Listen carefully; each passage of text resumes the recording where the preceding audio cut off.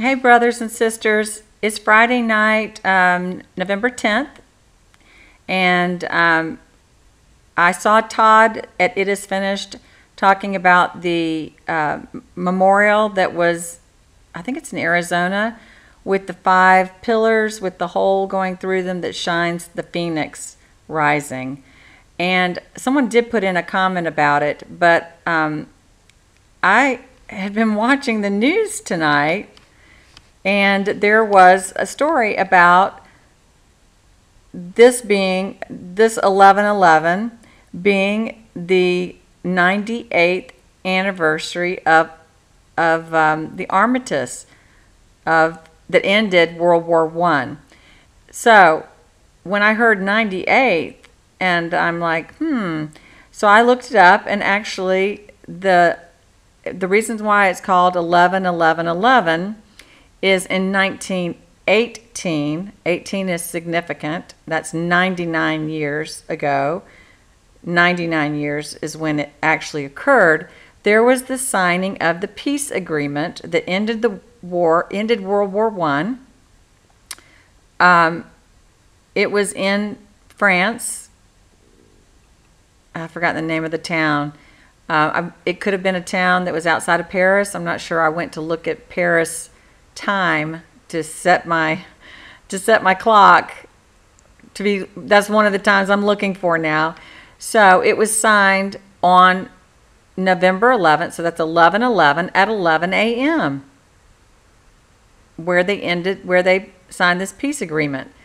So that's the Armistice of World War I. Now the interesting thing to me is when I hear 1918, I go, oh, what else happened in 1918?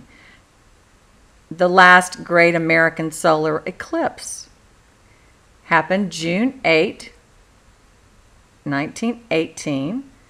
And the week before, there was a national day of prayer, fasting, and repentance.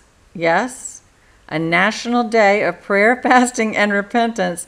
That was a proclamation made by the President of the United States, which was Woodrow Wilson, WW, at that time.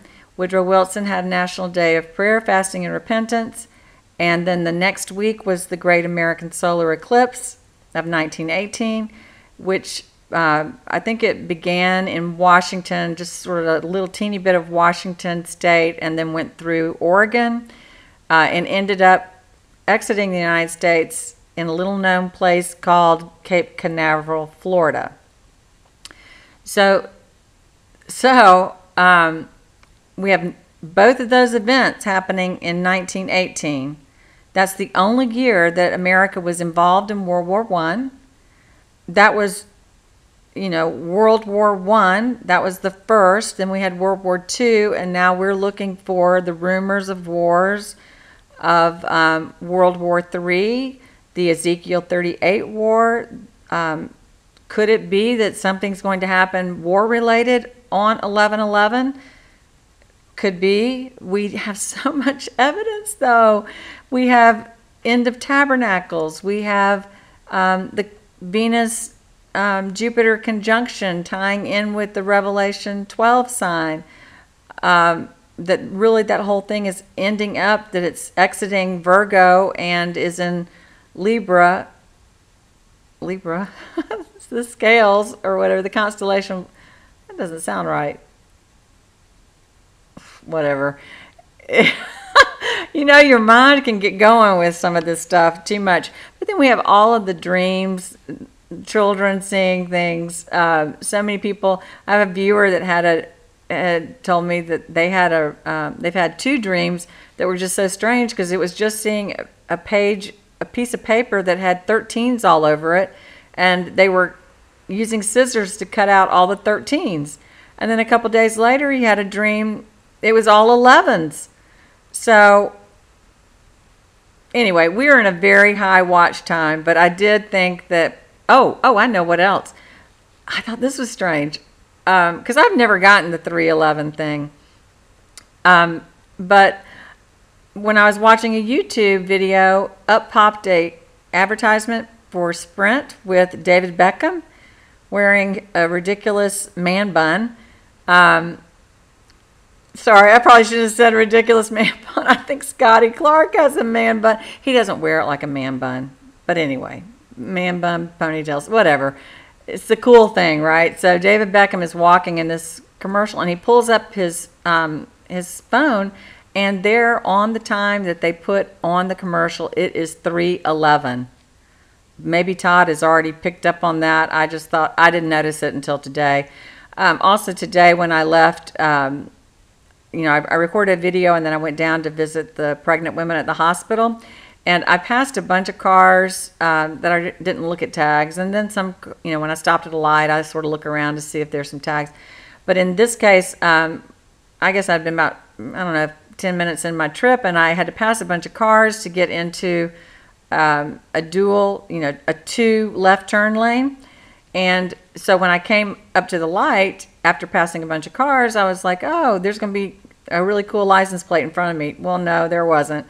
But the funny thing was, as I was getting onto Georgia 400, the expressway, the 2 lanes have to merge into one, and the car in front of me is a red Jeep with CEC 1555. Well, 555, I brought it up in a video, I think a couple of days ago. I pulled up my phone, go, look, it's 555. And which means grace, grace, grace. So I see CEC. Now this is after I prayed this morning and got the song "Come Thou Long Expected Jesus," the joy of those longing hearts. So I saw CEC. Christians expect Christ. 1, that's the Father. 555, grace. It would have been cool if it had been 1888. That would have been cool too. But anyway, I thought it was cool. I thought, oh, that was a nice little confirmation. There is someone who's done a couple of charts that just show the tremendous, like there are 555s, there are 444s, there's the 1111. There's just all of these numbers that are they're not just figments of our imagination that we're seeing them. It is God saying, look, these are my numbers, and look up, I'm coming, I think. So anyway, that's what the 111111 is all about. And I just thought I would pop on here and give a little explanation. Probably is all explained if you did a search on that monument in Arizona. I think it is. If you did a search on that, it probably has that all explained, but I haven't looked at it. I just thought it was so strange to hear on the news that they were talking about the 1111 on the 11th hour of the signing of the Armistice, and that for it to be 99 years ago that happened. Very cool. Anyway, and as I was in the car too, before, there was a sermon on the Christian radio, and he was actually talking about the ending of World War II. That was what he was preaching about. And he was like, how many people at the end of World War II thought about what the most significant thing about World War II is? He said probably people today don't even think about it. But the most significant thing that came out of World War II is Israel being made a nation.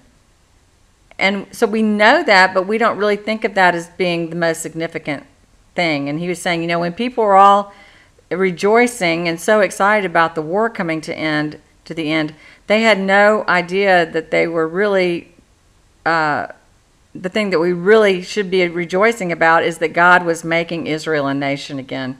So I put that out there. There's just a whole lot of stuff. I know y'all are excited. I'm excited too. So let's hope. Let's hope it's not that some war is about to come, World War III or the war of Gog and Magog. Those things can happen. But we're going to look for Jesus to come and rescue us before that, right? So, love y'all. Bye.